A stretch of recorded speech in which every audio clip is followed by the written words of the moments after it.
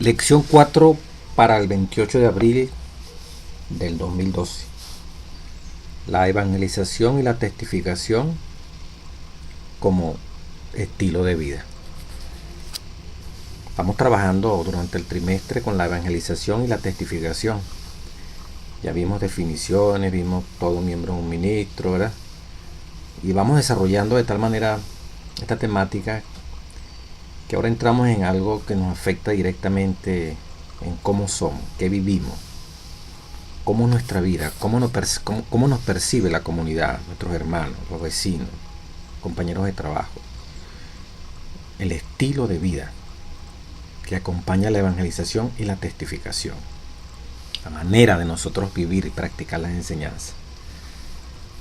Dice en Hechos 9:36, un versículo de memoria: había en Jope una discípula llamada Tabita, que traducido quiere decir Dorca.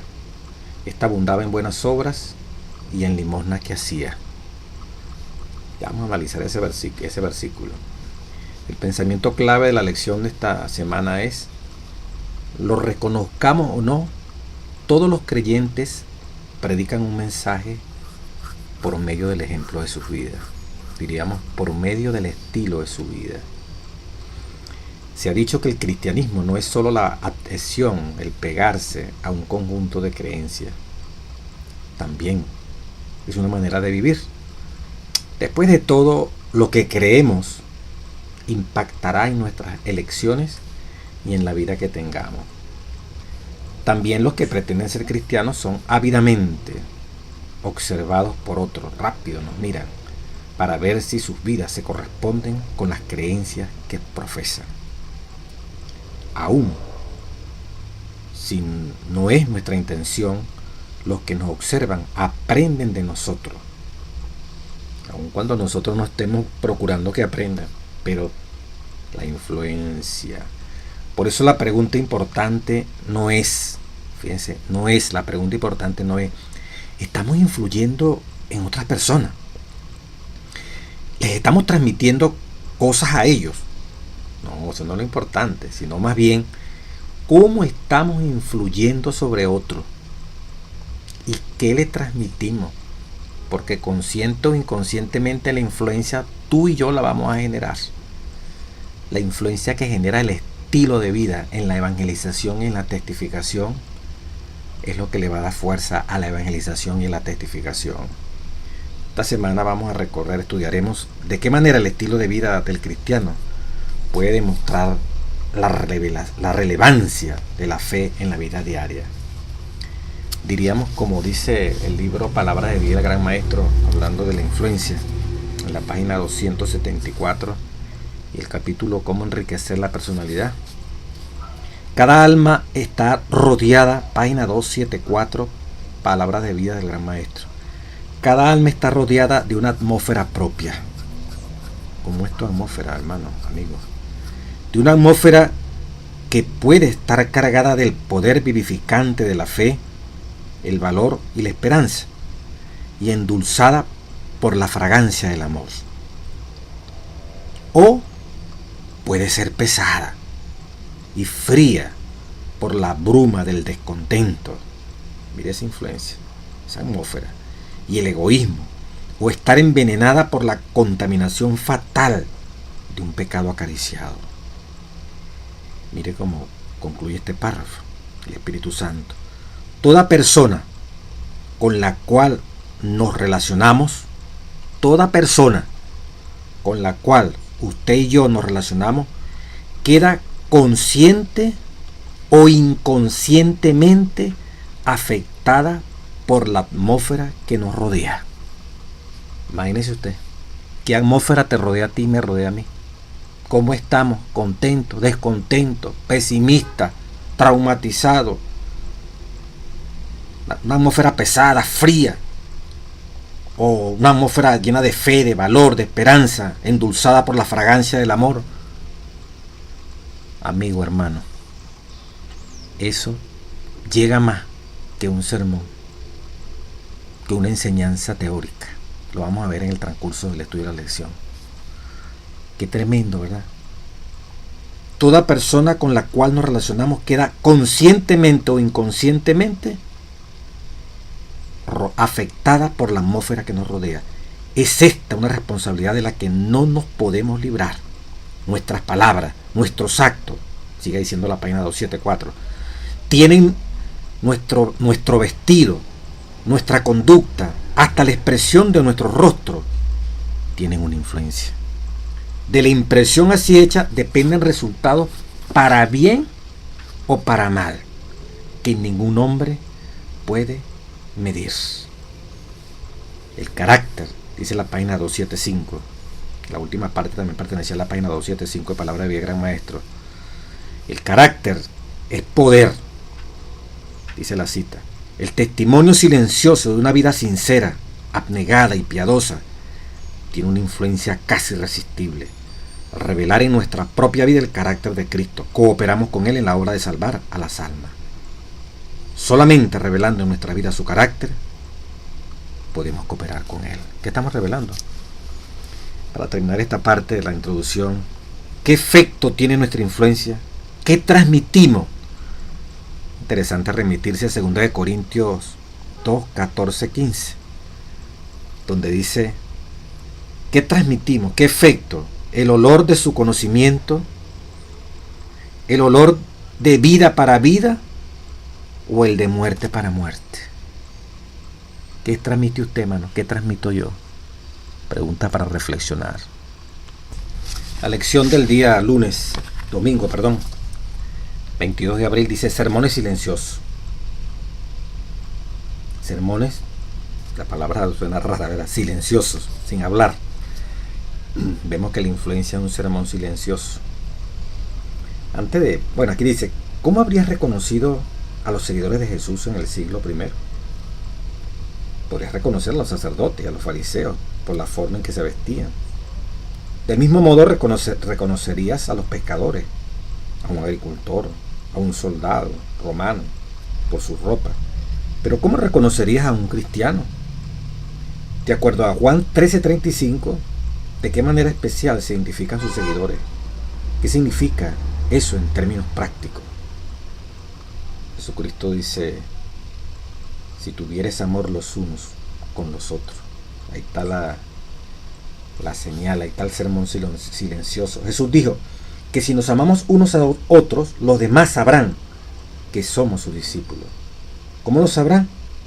Porque el amor en acción los convencerá, el amor entre los unos y los otros. El amor que tenemos por Jesús y por los demás creyentes determinará cómo respondemos a la voluntad de Dios y cómo nos tratamos mutuamente. Dice, muchos padres han notado que muy temprano en la vida sus hijos desarrollan un detector de hipocresía interno y que se sintonizan mejor a medida que crecen. Por lo tanto, debemos recordar que muchas de las personas con las que nos asociamos y a quienes testificamos también tienen esta habilidad, tienen ese detector de mentiras, como lo tienen los niños, ¿verdad? Detector de hipocresía, muy desarrollado los adultos, y reconocen la diferencia entre una experiencia espiritual genuina y una mera profesión de espiritualidad. Mucha gente se da cuenta como nosotros cuando hablamos de Cristo y hablamos de la doctrina, ¿saben cuán sincero es esto o cuán hipócrita es esto? No nos lo dirán, pero la influencia les dice a ellos, verdaderamente esta señora, esta muchacha, este joven, este hombre está lleno de Dios, se le ve. Uy Dios, esto es pura teoría. ¿Cómo se le nota que es pura lengua lo que está diciendo? Hablando de esto de lengua, el versículo de memoria no tiene comentario en el folleto, pero yo quiero complementarle aquí en Hechos de los Apóstoles. En el capítulo 14, una investigación de la verdad, la página 107. Palabra del Espíritu Santo a través de la escritora, ¿verdad? Dice, en Jope, ciudad que estaba cercana a Lidia, vivía una mujer llamada Dorca, cuyas buenas obras le habían conquistado extenso afecto. Era una digna discípula de Jesús, y su vida estaba llena de actos de bondad. Ella sabía quiénes necesitaban ropas abrigadas, y no solamente sabía quiénes necesitaban ropa para que se abrigaran, sino también quienes necesitaban simpatía, dice la cita, y servía generosamente a los pobres afligidos. Mira el pensamiento que viene. Sus hábiles dedos estaban más atareados que su lengua. ¿Qué dice? Sus hábiles dedos estaban más atareados que su lengua.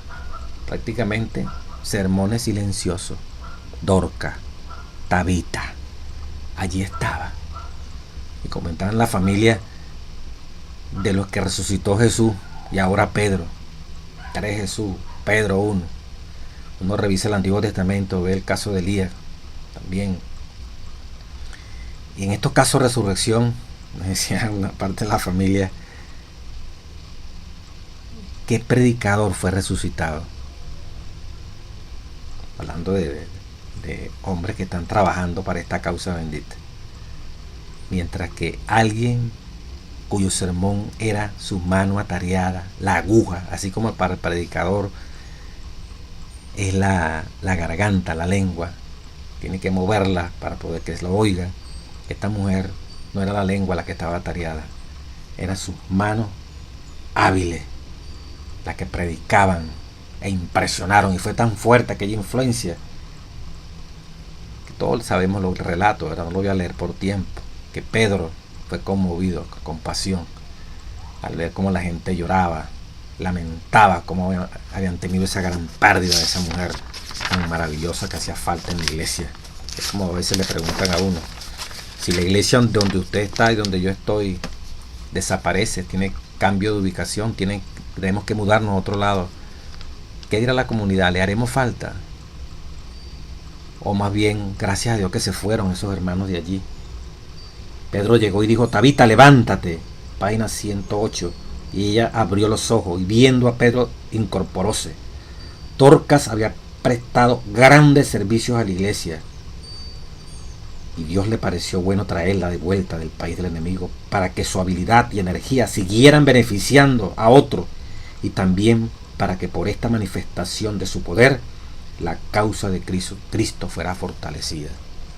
Es un ejemplo básico, típico de un sermón que silencioso, sin hablar mucho, sin estar en un púlpito, sin tener una responsabilidad dada por una directiva, que es bueno, es maravilloso todo esto que mencioné, pero hay trabajo tan sencillo, una costurera, un sastre, un zapatero, o sea, del más humilde, cómo puede testificar, cómo puede evangelizar, cómo puede impactar, cómo es influencia. Esta mujer, la gente lloraba y mostraba, aquí está lo que ella hizo por nosotros, mira, aquí está el abrigo, aquí está el vestido que me hizo, pero murió y lloraban con gran dolor.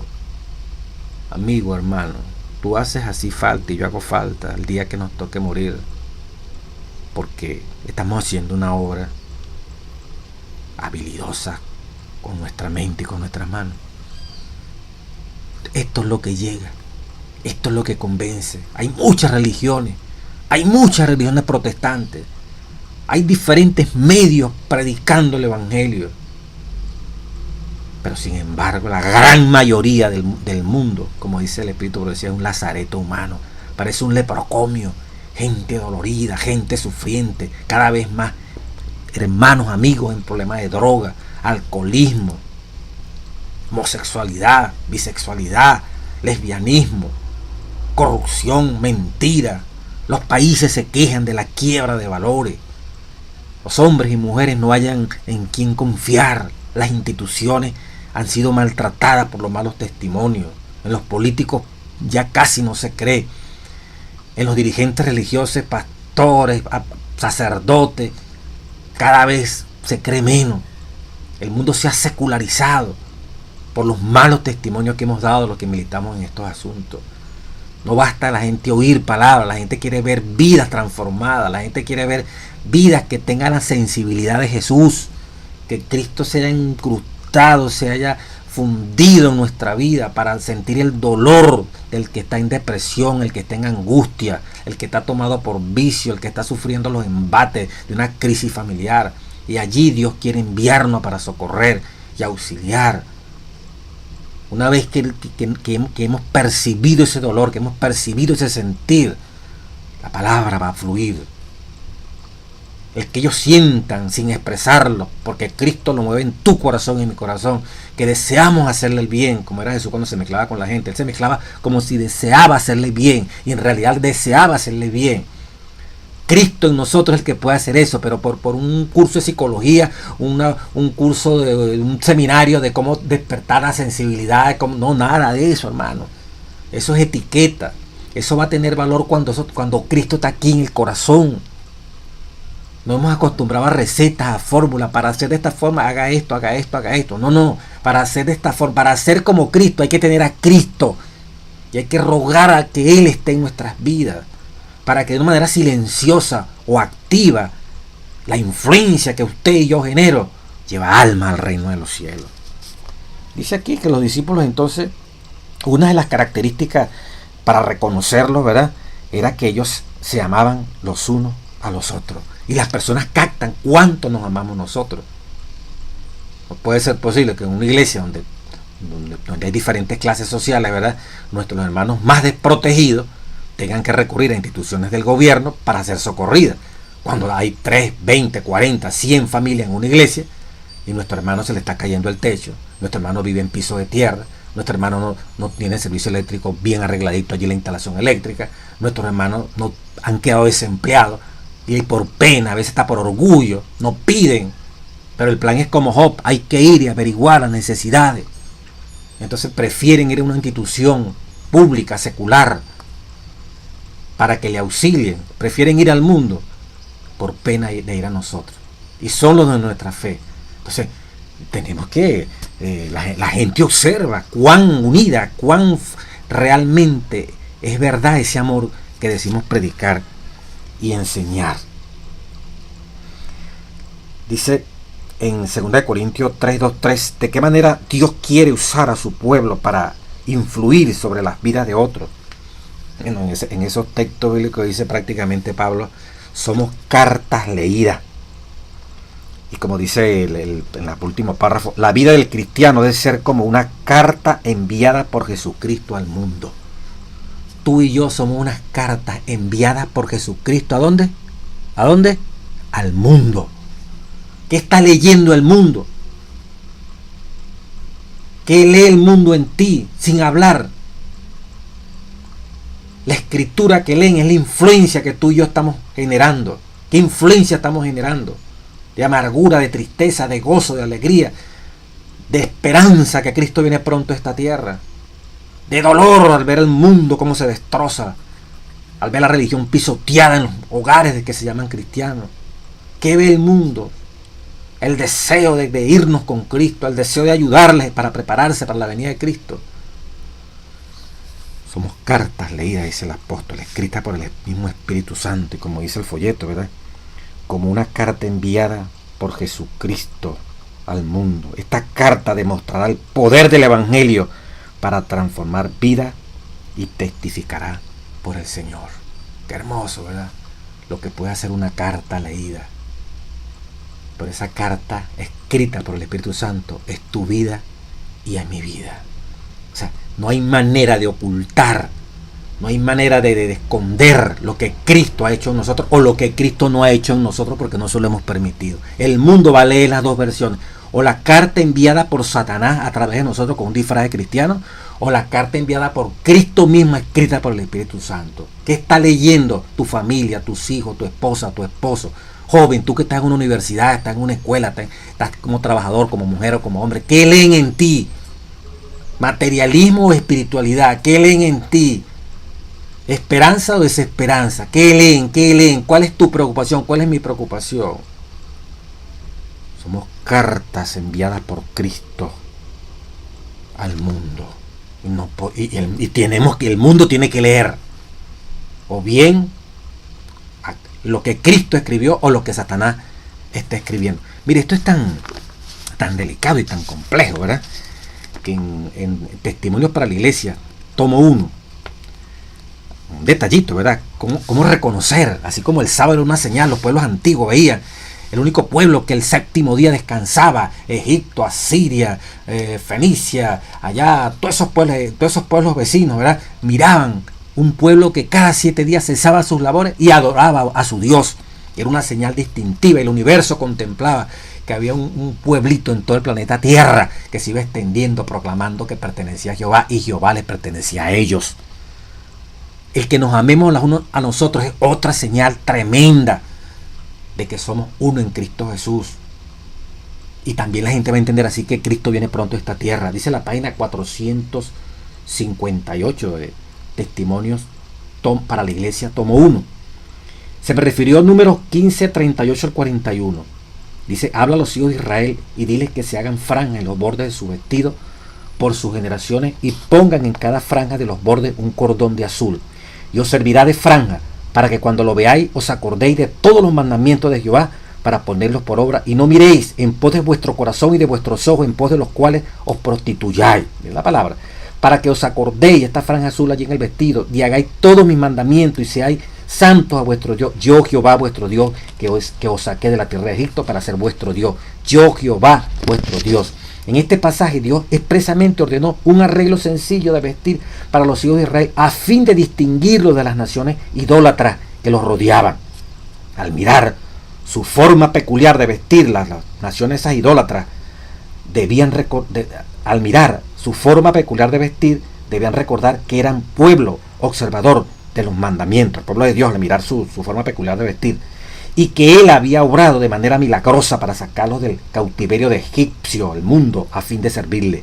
Para hacerle un pueblo santo, no debían servir a sus propios deseos o imitar las naciones idólatras alrededor de ellos, sino permanecer siendo un pueblo distinto, separado, para que todos los que se fijaran en ellos pudieran decir, y hasta hoy en día, estos son los que Dios sacó de la tierra de Egipto.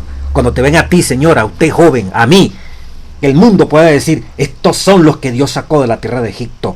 Dice la página 458, que guardan las leyes de los 10 mandamientos.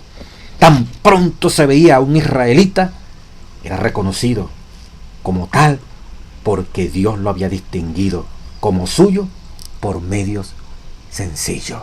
La orden dada por Dios a los hijos de Israel de colocar una cinta azul en su vestuario no debía tener una influencia directa sobre su salud, excepto en la medida en que Dios lo bendijere por la obediencia. La cinta mantendría en sus mentes el elevado derecho de Dios y le ayudaría a no mezclarse con otras naciones, uniéndose en sus fiestas embriagadoras y comiendo carne de cerdo y alimentos refinados en detrimento de la salud. Ahora Dios quiere que su pueblo adopte la reforma en el vestir, no solamente para diferenciarlo del mundo como su pueblo peculiar, sino porque una reforma en el vestir es esencial para la salud física y mental. El pueblo de Dios ha perdido en mayor grado su peculiaridad y gradualmente ha estado imitando al mundo y mezclándose con ellos hasta llegar a ser como ellos en muchos aspectos. Esto desagrada a Dios. Y sigue allí en la cita, página 459, Testimonios para la Iglesia, tomo 1. Al citar la cita, es como Dios, ¿verdad? En todas las áreas, en nuestra influencia, en el hablar, en el vestir, en el comer, en la manera, en el rostro, todo impacta a las personas que nos están mirando y observando. Somos una carta completa y como tal nos leen del principio hasta el final. El día lunes 23 de abril dice, tuvieron compasión de la gente. Lunes 23 de abril. Cada día nos cruzamos en la calle con personas que no conocemos. Nos sentamos cerca de los restaurantes y esperamos junto a ellos en la fila. A veces reconocemos su presencia con una leve inclinación a la cabeza, aunque no podemos entrar en contacto personal con cada uno que vemos a diario. Dios desea que todos ellos lo acepten en sus vidas. En Mateo 9, 36 al 38, los sentimientos que expresó Jesús no se limitaron solo a un contexto específico y singular. ¿Qué estaba queriendo decir Jesús? Dice la lección del día lunes. ¿Y cómo se aplica eso a tu tarea inmediata? Dice el San Mateo 9, 36 al 38, resumiendo, ¿verdad? Jesús tuvo compasión al ver las multitudes. Miren la palabra. 3 cositas. ¿Cómo las vio? ¿Cómo vio Jesús a las multitudes? Desamparadas. No tenían amparo de nadie. Dispersas. Dependientes uno del otro. y sin pastor.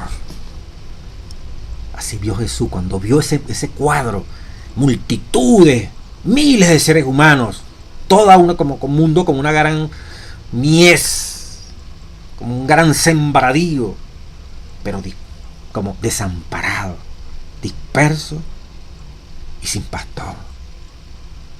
Jesús vio cuánto esta gente necesita un amparo, al revés, cuánto esta gente necesita unirlas, pero para ampararlas, unirlas, se necesita un pastor que las dirija.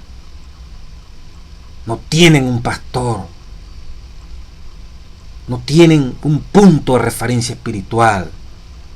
Por eso no es imposible una persona que se llame cristiana y no se congregue, no pertenezca a una iglesia, porque es como estar desamparada, dispersa y sin pastor. Todos necesitamos estar amparados, unidos los unos con los otros y bajo la dirección de un ministerio del pastor Cristo Jesús a través de sus servidores. Dice, la multitud que Jesús veía estaba angustiada y deprimida. Los guardianes que Dios había puesto a cargo de su bienestar espiritual habían descuidado su deber. Amigo, tú eres un guardián y yo soy un guardián. Somos ministros. Cada miembro es un ministro para testificar y evangelizar. Y Cristo se compadeció, tuvo compasión al ver tanta gente angustiada y deprimida. Donde tú y yo hemos sido llamados para liberarlos de esa angustia, esa depresión. Sigue diciendo el folleto. Los guardianes que Dios había puesto a cargo de su bienestar espiritual habían descuidado su deber. En consecuencia, la gente estaba ¿qué? Dispersa. La gente estaba como descorazonada. Jesús tuvo compasión de ella, pues sabía que necesitaba un pastor espiritual. Por eso cuando vio la mies es mucha y los obreros son pocos. Son multitudes las que están dispersas, desamparadas y sin pastor. Necesito obreros, necesito pastores, necesito ministros que vayan al encuentro de esas almas que están descorazonadas, que están angustiadas, que están deprimidas. Y como guardianes, como cartas leídas, esas personas tienen que leer en nosotros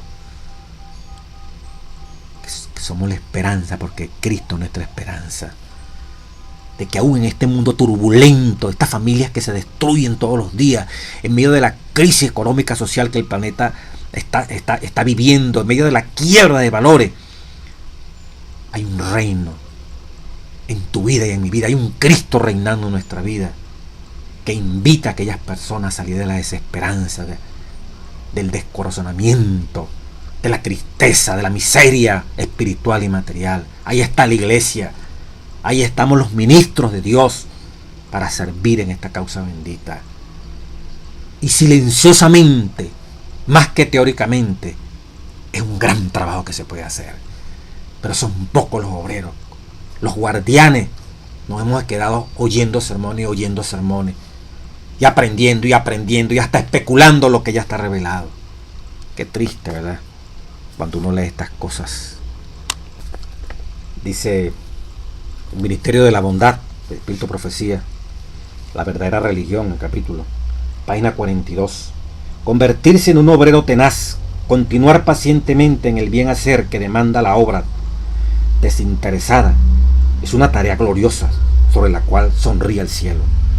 La obra fiel es más aceptable a Dios que el culto más celoso y que se considera el más santo. El verdadero culto es trabajar juntamente con Cristo. Las oraciones, las exhortaciones y el discurso son frutos baratos que con frecuencia están juntos. Pero los frutos que se manifiestan en buenas obras, cuidando a los necesitados, a los huérfanos, a las viudas, son frutos genuinos y crecen naturalmente en un buen árbol. Página 40. En la página 46 del mismo libro, Ministerio de Bondad, la parábola del Samaritano, capítulo 5, dice: en la historia del buen samaritano, Cristo ilustra la naturaleza de la verdadera religión. Muestra que ésta no consiste en sistemas, en credos o ritos, sino en la realización de actos de amor, en hacer el mayor bien a otros en la bondad genuina. A menos que practiquemos el sacrificio personal para bien de otro, en el círculo familiar, el sacrificio personal en el bien de otro, en el círculo familiar, en el vecindario, en la iglesia, el sacrificio personal y en donde quiera que podamos, a menos que practiquemos el sacrificio personal para bien de otro en el círculo familiar, en el vecindario, en la iglesia y en donde quiera que podamos, cualquiera sea nuestra profesión, no somos cristianos. No somos cristianos a menos que practiquemos el sacrificio personal. Así lo dice la página 46 de Palabra de Gran Maestro de Ministerio de Bondad, y también El Deseo de toda la gente, página 460 y 465. Esa es la parte del día martes, caminar en sus sandalias. Es importante que en vez de proceder, de proveer lo que nosotros pensamos que la gente necesita, aprendamos a ver lo que ellos ven como prioridades. Acerca de qué están preocupados, cuáles son sus problemas, qué creen que necesitan. Interesante, ¿verdad? En vez de uno estar pensando, yo creo que ellos necesitan, yo creo que debemos hacer así, estas personas, esta manera, actuar allí, en aquel lugar, yo pienso que debe ser así.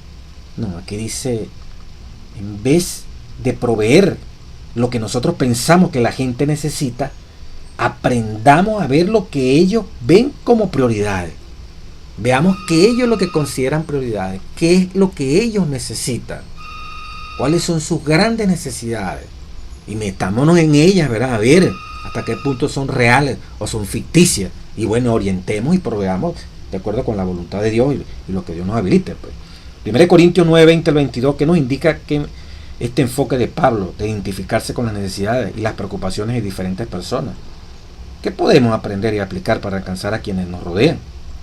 Probablemente allí Pablo se adaptaba, ¿verdad?, en diferentes situaciones sin violar la ley de Dios, manteniendo intactos los principios para poder comprender, para poder llegar.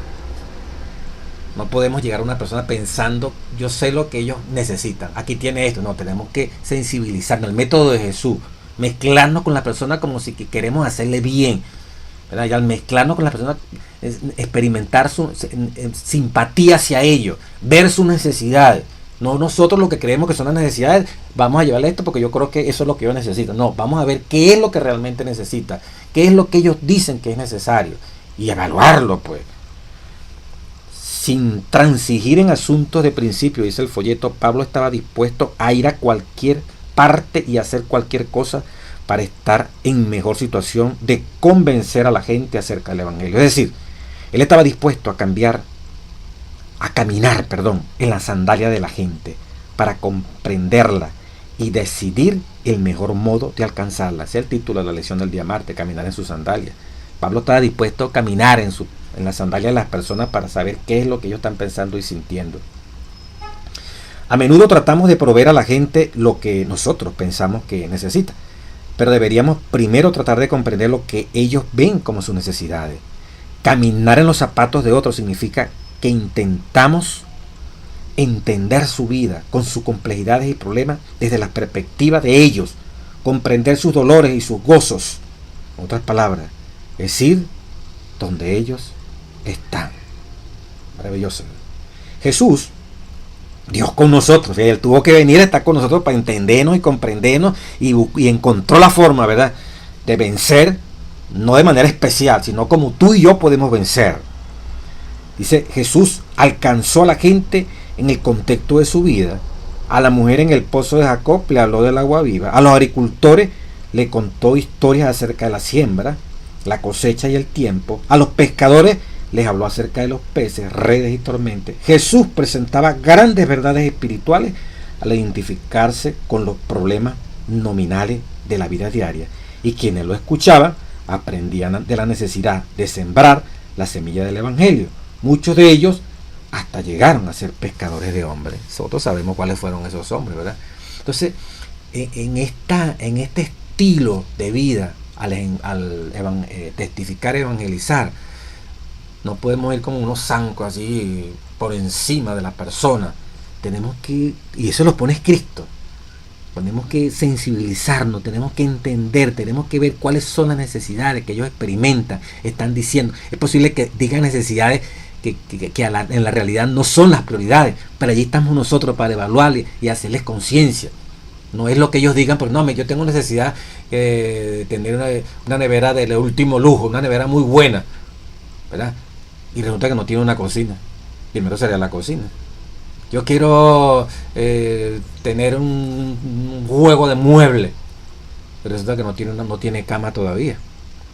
Pero son necesidades que hay, y a veces pueden creer que son necesidades, que son verdaderas necesidades. Pero allí estamos nosotros, con el Espíritu de Cristo, para proveer, viendo cuál es la realidad que tiene allí. El Señor nos va a mostrar cuál realmente son las prioridades, y ellos nos van a entender, porque van a sentir que estamos interesados por ellos. Nos preocupa su situación. Ya no es solo que ellos están viviendo allí en sus propios zapatos, como decimos por estos lugares. Ellos conocen las goteras que caen allí en su propia casa. Nosotros también vamos a tratar de conocer cuáles son las goteras que caen de agua, cuáles son los chorros de agua que en lluvia caen y mojan. Entonces, mezclarnos, sentir esas necesidades, ¿verdad?, para poder realmente ser efectivo de una manera silenciosa, de una manera hablada también, testificar y evangelizar. El día miércoles, un estilo de vida hospitalario. Esto es importantísimo. Así como no debemos pensar por los demás, sino sentir lo que los demás tienen, experimentar qué es lo que siente la persona para poder ver cuáles son sus necesidades, oír sus clamores, para con el poder del Espíritu poder suplir necesidades espirituales, psíquicas, materiales. Ahora, un estilo de vida hospitalario, miércoles 25 de abril. Dice, hay un dicho que se repite cuando hablamos de alcanzar personas para Cristo. Ese dicho dice, es interesante, la gente no se interesa por cuánto sabemos, hasta que sabe cuánto nos interesamos en ella. La gente no se interesa por cuánto sabemos. Usted sí sabe, me interesa que este es un erudito. No, la gente, tú sabes, es celosa, la gente no acepta que otro sepa más que él. Eso no es lo importante para la gente. La gente no se interesa por cuánto sabemos, hasta que sabe cuánto nos interesamos por ella. Ellos se van a interesar cuánto sabemos cuando primero ven que nos interesamos por ella. Entonces ahí sí va a ser importante lo que sabemos nosotros. Pero si pretendemos primero impactarlos, impresionarlos con un poco de teoría y una memorización de texto, que es bonito saber, todo eso es maravilloso, es excelente. Pero si queremos crear una influencia que impacte el corazón con teoría, con sabiduría, con memoria, eso solamente va a apreciarse cuando ellos primero vean que nosotros estamos interesados en ello. El punto es que podemos enseñar y predicar todo lo que queramos, pero si la gente no se siente comprendida, amada ni aceptada, nuestro testimonio será muy limitado. No importa cuán elocuente sea nuestra predicación o cuán razonable sea nuestra enseñanza. Si la gente no ve que nosotros a la final queremos de su bienestar, le apreciamos, estamos interesados en su vida, sino que lo que la gente ve es que nosotros estamos interesados es cambiarle las doctrinas de una religión para otra y hacerlos adventistas. Eso es lo que nos interesa. Ellos no están interesados en eso. Ellos no van a apreciar eso hasta que primero no vean. Y el Espíritu Santo puede hacer la obra como debe ser hasta que la gente no vea personalmente que usted y yo, más que una doctrina que queremos darle a conocer, le amamos como persona. Queremos que Cristo se internalice en ese corazón para que ellos puedan ser salvos. Que ellos puedan ver que su problema existencial, su problema psíquico, mental, espiritual, material, físico, nos preocupa antes que una doctrina. Porque Cristo está en nosotros y queremos que ellos vayan al cielo. Cuando ellos vean que uno está preocupado por ellos, que uno es sensible a sus necesidades y que uno le provee en sus propias necesidades, uno camina en sus propios zapatos, entonces allí van a querer oír lo que es tu formación espiritual y la mía. Van a querer oír las enseñanzas de Jesús. Esto nos lleva a la sencilla idea, dice el folleto, de la hospitalidad. La autora del folleto lo define. Esta incluye las áreas de aceptación, de bienvenida, de cuidado, de generosidad, de bondad y amistad. Fíjense que son cosas que están al alcance de todos nosotros.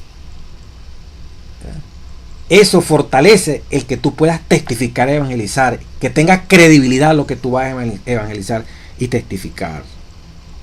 Estas cualidades tienen que ver con la manera en que Dios quiere que los cristianos se relacionen mutuamente y con los que procuran alcanzar para el Señor.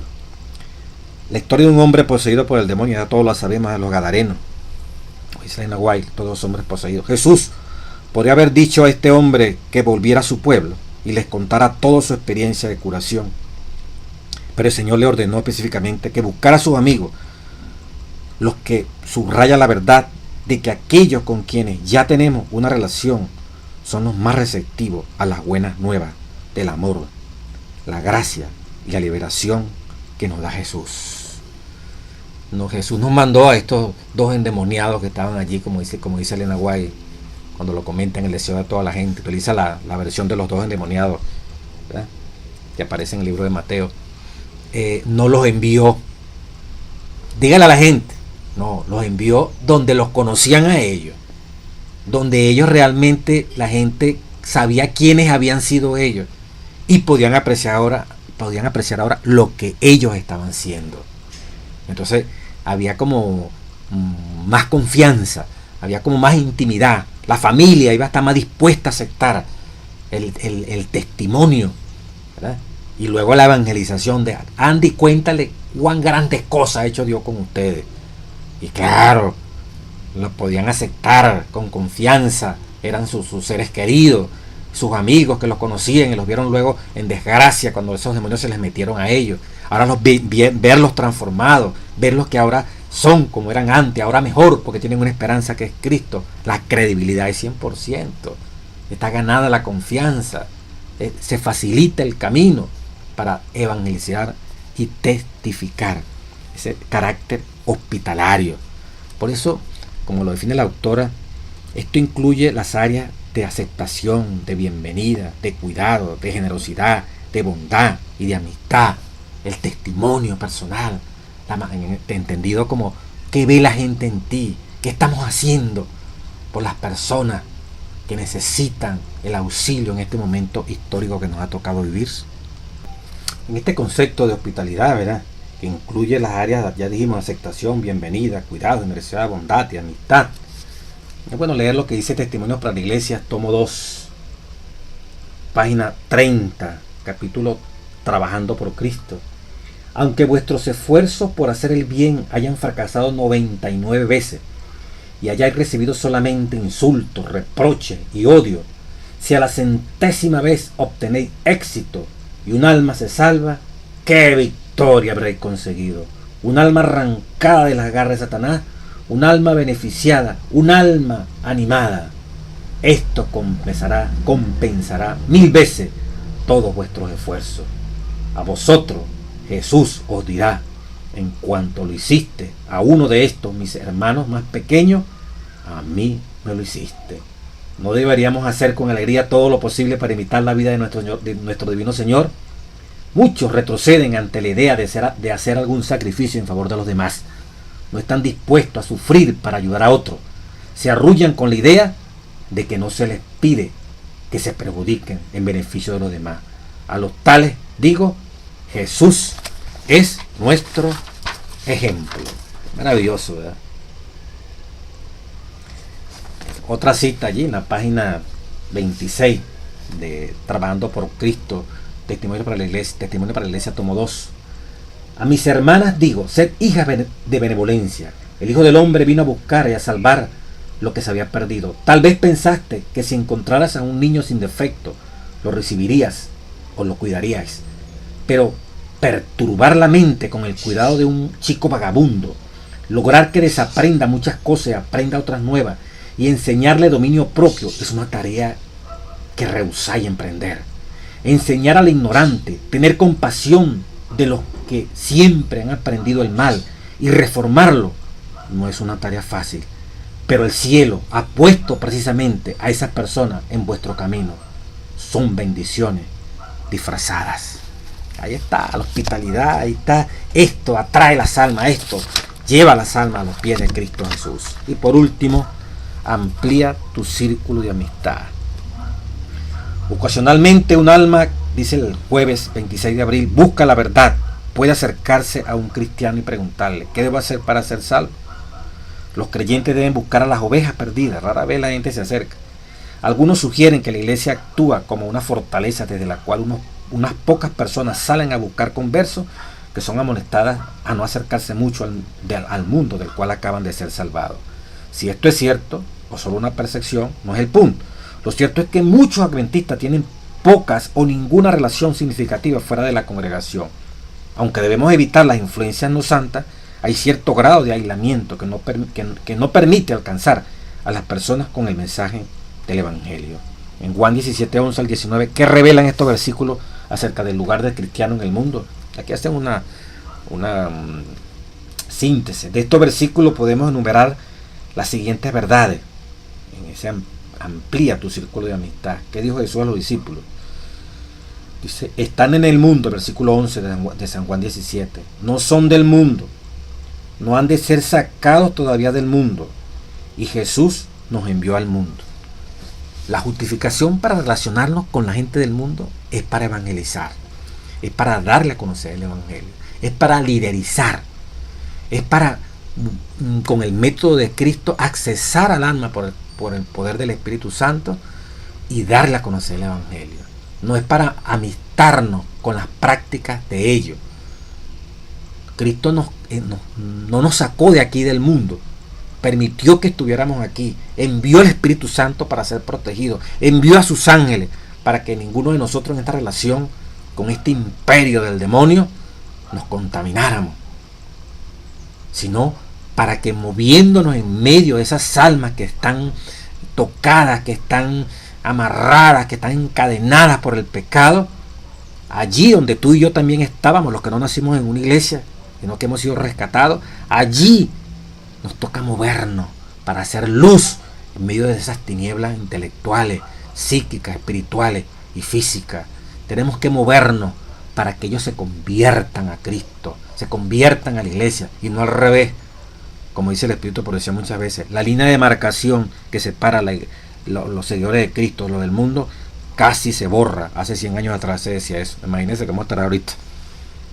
No al revés, ¿verdad? Dicho de otra forma, en vez de que el mundo se convierta, que las personas del mundo, como tú y yo, muchos, los que éramos del mundo, y Dios nos rescató de las tinieblas a través del ministerio de diferentes hermanos allí, necesitamos que esas personas que están en el mundo se conviertan a Cristo Jesús, y no al revés, que la iglesia se convierta al mundo, que nosotros tengamos entonces que bajar la guardia para adaptarnos a ellos. Buscaríamos la forma de adaptarnos, pero no nunca bajando la norma, ni nunca violando los mandamientos de Dios, ni nunca violando lo que dice el Espíritu de Profecía en las Sagradas Escrituras, que es lo que muchas veces vemos que ocurre. Para mantener una feligresía, para mantener a los jóvenes, tenemos que adaptarnos a la juventud actual mundana. Tenemos que crear condiciones, situaciones, excitaciones, promover toda una cantidad de actividades que estén centradas en lo emocional, que estén centradas en lo espectacular, que estén centradas en la competencia, ¿verdad? La rivalidad entre uno y el otro, que produce emoción, que produce desafío. Eso no es el plan del Evangelio. Nuestra relación con Cristo llena todos esos vacíos emocionales que podemos tener. ¡Qué gozo! Cuando con tu influencia un alma abres corazón para que tú hables de Cristo. Qué gozo poder ministrar una palabra de consuelo a un desesperado. Qué gozo dar un tratamiento natural a una persona que necesita. Qué gozo compartir de nuestros recursos que Dios nos ha provisto, ¿verdad? Sacar de nuestro dinero, ¿verdad? Y compartir con alguien que urgentemente necesita. Qué gozo si tienes un carro, un medio de transporte, llevar a un enfermo, llevar a alguien de tu comunidad al hospital, a una clínica y depositarlo allí, si es posible como el buen samaritano. Páguese, doctor, este hombre, esta mujer necesita o no tiene en este momento.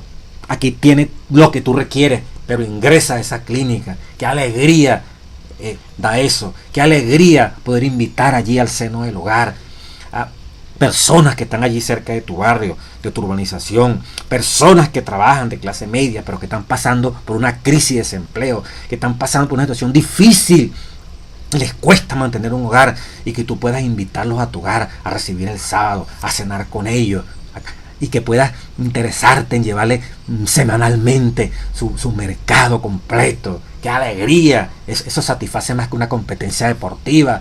Eso satisface más que pasar un día entero en un centro comercial viendo vidriera, ¿verdad? Codiciando vestidos, codiciando toda una cantidad de materiales, de utensilios que se pueden utilizar en el hogar cuando ya tenemos. Claro, si hay que reponerlo, se repone, pero que más gozo produce el tú sentir que un alma confía en ti, porque ve a Cristo en ti, porque lee a Cristo en ti, porque el estilo de vida que tú estás llevando es emocionante, es activo en pro de levantar los valores, en pro de cuidar la naturaleza, de cuidar los animales, de cuidar el ambiente, de estar pendiente de cualquiera sea la necesidad que se presenta en tu medio y que Dios te lo pone al alcance. Amigo, es la única razón de nosotros, ¿verdad?, estar en este mundo. Llevar a otros con nosotros al reino de los cielos. Y de allí que tenemos que salirnos del circulito, grupito solamente de la iglesia. ¿Verdad? Son nuestros hermanos y es la fortaleza y es el cuerpo de Cristo. Pero ese cuerpo tiene que impactar para libertar a los esclavos del dominio, del imperio de Satanás. Cristo es nuestro libertador, y ese libertador hay que introducirlo en las almas de aquellos que están encadenados bajo el tirano llamado Satanás. Cristo es el que tiene que romper el yugo que el presidente de este mundo llamado Satanás ha impuesto a la humanidad. Y la única manera como Cristo lo va a hacer es utilizando a nosotros como guerreros para impregnar, para penetrar en los dominios del demonio y darle libertad a los cautivos a través del poder del Espíritu Santo. ¿Estás dispuesto tú a hacer eso, hermano? Eso es evangelización, eso es testificación. El mundo tiene que ver que Dios es real. Las tinieblas, dice palabra de vida gran maestro, el último capítulo, las tinieblas de este mundo consisten en que el carácter de Dios se ha desfigurado. El carácter de Dios está trastocado. Hay una mala concepción de Dios porque hemos dado un mal testimonio. Pero Dios está levantando una iglesia para mostrar que Dios es amor, es justicia. Dios es sensible al dolor y al sufrimiento de los seres humanos que en este momento están padeciendo. Por eso es tan interesante, ¿verdad?, tomar las decisiones, ¿verdad?, de servir abnegadamente al Rey de Reyes. Quiero terminar con una parte de una parábola. La parábola del San Mateo 25, del 31 al 46. Hay algo ahí interesante, la parábola de las ovejitas y los cabritos, unos a la izquierda, otros a la derecha. Dice: pero cuando el rey, la página 25, testimonio para la iglesia, tomo 2, pero cuando el rey proceda con investigación, estas almas que no hacen nada, carente de generosidad, entonces se darán cuenta de que el cielo está de parte de los que han sido trabajadores, de los que se han negado a sí mismos por la causa de Cristo. No se ha hecho provisión alguna para los que siempre han tenido un cuidado especial en amarse y cuidarse a sí mismos. Oiga esto: el terrible castigo con que el rey amenaza a los que se hallan a su izquierda, a los cabritos, en este caso, el terrible castigo no tiene por motivo sus grandes crímenes. A los que están a la izquierda no se los condena por sus grandes crímenes, por la maldad. No se los condena por lo que hicieron. A los cabritos no se los condena por lo que hicieron, sino por lo que dejaron de hacer. Amigo, hermano, ¿cómo estás tú con esa declaración? ¿Cómo estoy yo con esa declaración? El terrible castigo con que el rey amenaza a los que se hallan a su izquierda, en este caso, no tiene por motivo, lo que motiva este castigo, no tiene por motivo sus grandes crímenes. Dice la página 26, Testimonios para la Iglesia, tomo 2. No se los condena por lo que hicieron, sino por lo que dejaron de hacer. No hiciste lo que el cielo os había dicho que hicieras. Os complaciste a vosotros mismos, y vuestra parte está con los que se complacen a sí mismos. Amigos, hermanos, que el Espíritu Santo haga de nuestro estilo de vida el estilo de vida de Cristo Jesús. Que el Espíritu Santo haga de esta teoría una verdad, y que el mundo pueda ver, pueda leer en nosotros, como ministros silenciosos, como personas que Cristo se ha imbuido en nuestro corazón y se ha fundido, que somos capaces de caminar en las sandalias de los que necesitan, de los que sufrientes, de los que padecen, de que como Cristo tenemos compasión por las almas, y con el estilo de vida hospitalario seamos capaces de penetrar a los más recónditos, podridos de este mundo, para declarar la libertad de los cautivos, a los cautivos, que ha llegado el libertador, que es Cristo Jesús, y muerte al vicio, muerte a la arrogancia, muerte a la violación de Dios, esas cadenas que por años han mantenido el mundo sumido en la obediencia a Satanás. Dios requiere guerreros, Dios requiere un ejército, un escuadrón del pueblo santo que proclame la libertad en Cristo Jesús. Y por eso hay que ir a los tugurios, allí a los puentes, allí a las cloacas, allí a los barrios, allí donde en el monte, allí en el sitio más pobre y miserable, donde Satanás tiene atada a la niña, al niño, al joven, al adulto, a las grandes acaudalados, a los que tienen posesión, todos los que de una manera u otra en diferentes prisiones el Satanás los tiene como emperador, dictador, tirano de este mundo, a introducir al libertador, que es Cristo Jesús, a través de la evangelización y la testificación. Dios te bendiga, Dios te guarde como iglesia, bendiga a su pueblo universalmente.